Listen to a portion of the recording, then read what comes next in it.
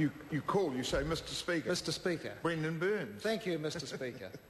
Mr Speaker, the Labour Party, as indicated, will support the notice of motion from the Minister of Finance agreeing to the latest agreement with the Reserve Bank. But we do so with a heavy heart. And we do so with a heavy heart because it is a missed opportunity, as my colleague David Parker was so eloquently outlining, for a real consensus to emerge on some change to monetary policy settings. And if I needed to learn a little about that issue, it came a couple of weeks ago at a forum in Christchurch, in my electorate of Christchurch Central, of Canterbury exporters. It was called the 2010 Thinking Export Forum. There were a couple of hundred solid, sensible Canterbury exporters gathered, and the opening address came from the Prime Minister. And he told that forum, and I quote, that New Zealand has the world's best policy when it comes to monetary policy. Now, that was a Canterbury audience, so we don't flinch and sneer and show disdain for a comment, especially when it's been given from a Prime Minister. But I think the body language was indicative, because any Canterbury exporter that's still in the exporting game has done so through extraordinary ups and downs, in large part set by our current monetary policy. When you've had 12,000 jobs lost in Canterbury over the last 12 months or so, many of them from the residual base we have in manufacturing and exporting, we are saying clearly that something needs to give. And what is giving at the moment is more and more jobs. And that largely comes, or at least partly comes, I'll acknowledge, from the current setting and focus we have where the Reserve Bank focuses solely on inflation. But the Prime Minister doesn't accept that. He said to the audience that no, it was not true that the Reserve Bank's only focus was inflation. Well, I'd like to ask, what else is there in the policy targets agreement with the Reserve Bank other than inflation? Because my reading of it suggests that that is what is referred to. He said that New Zealand currently has the lowest inflation rate in memory, but that the New Zealand dollar was still high, so there could be no correlation then between monetary policy and other settings. Well, one has to say, hello, there has been a world recession. It has driven down inflation across the planet. Other nations' currencies have declined much more than ours, but what has held ours up in some good stead has been, I believe, in large part the economic settings of the last Labor government and some of the work we did to reduce the government debt, halved it in fact during our time in office. And again, quoting the Prime Minister to that Canterbury Exporters Forum, he said, no OECD country owes more to foreigners than New Zealand, but it's mums and dads, not the government, that owes the debt. That is a true point. But again, it begs the question as to why Labor's record in office, when we did reduce the debt, halved it down to 17% of GDP, why our record constantly comes under denigration in this House. Another comment from the Prime Minister to that Canterbury Exporters Forum, at some point international currency markets will respond and the exchange rate will come down. Well, how long does the export sector have to wait for that day to come? And how many more jobs will be lost in the interim is the question I'd like the Prime Minister to address, because as I've mentioned before, we've seen 12,000 jobs go in Christchurch in the last year already, and that's a very high cost for a dollar which remains stubbornly high. And not only that, it's the fluctuations in the dollar which create all of the problems for the exporters.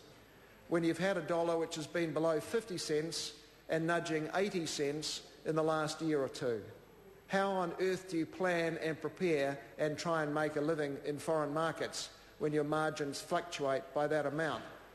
How on earth do you make a living when you're exporting into the British market, which once upon a time meant nearly $4 to the pound and today is around $2 to the pound? How on earth do you make a living in that market at the moment. And late last week I was in Marlborough talking to some in the wine industry, expressing very real fears that we will see more Marlborough wine companies close, go into receivership in the not too distant future, in large part because, one, the dollar remains stubbornly high and they're particularly attached to the British market, as many will know, also the American market and the Australian market, all with their own particular issues, and also the wine is often being sold below the cost of production, and that's being driven by some of the foreign companies coming here and sucking up wine and taking it back and selling it below the cost of production, costing Kiwi jobs, costing Kiwi companies, and that's something that is aligned in part to the fact that our monetary policy settings are not working for exporters. To quote again from the Prime Minister in his address to the Canterbury Exporters Forum, and it was an open forum, the media were present, the government is focused on improving New Zealanders' savings.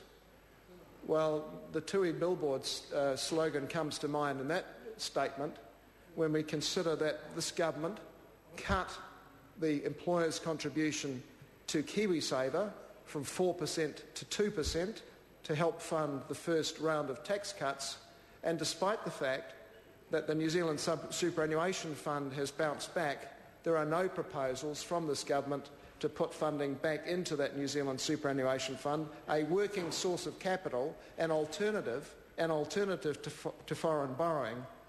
We're not going to see that funding reinstituted under this government's policy settings.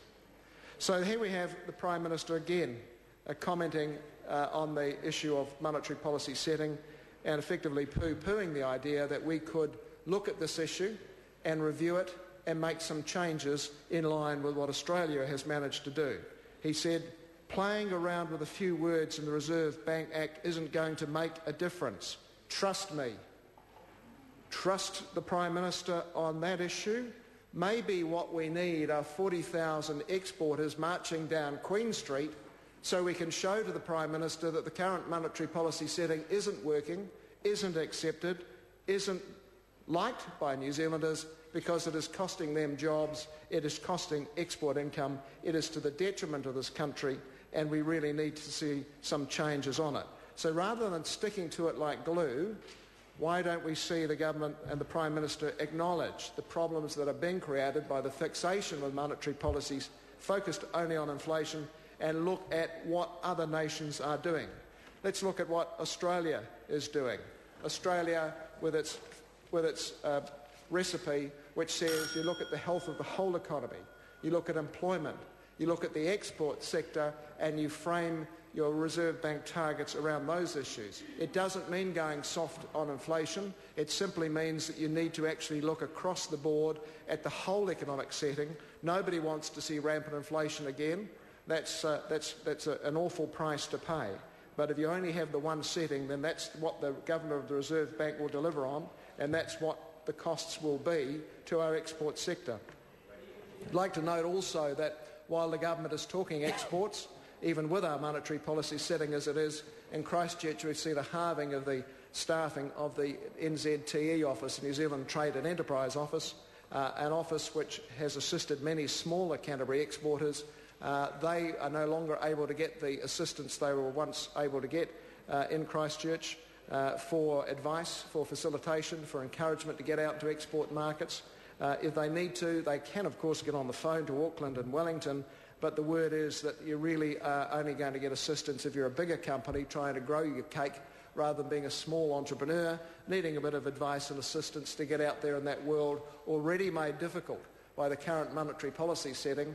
So it's a double whammy for you as a Christchurch, as a Canterbury exporter. Not only are you facing a prevailing high set of interest rates driven off our monetary policy, not only are you seeing the difficulties of trying to find capital, you're also not getting the assistance and support you were once able to get through the New Zealand Trade and Enterprise Office, down from 18 staff to 9 in Christchurch. So I think the key thing I'd like to say is we've got the Prime Minister all over the place on this issue. He wants to see He wants to see more foreign investment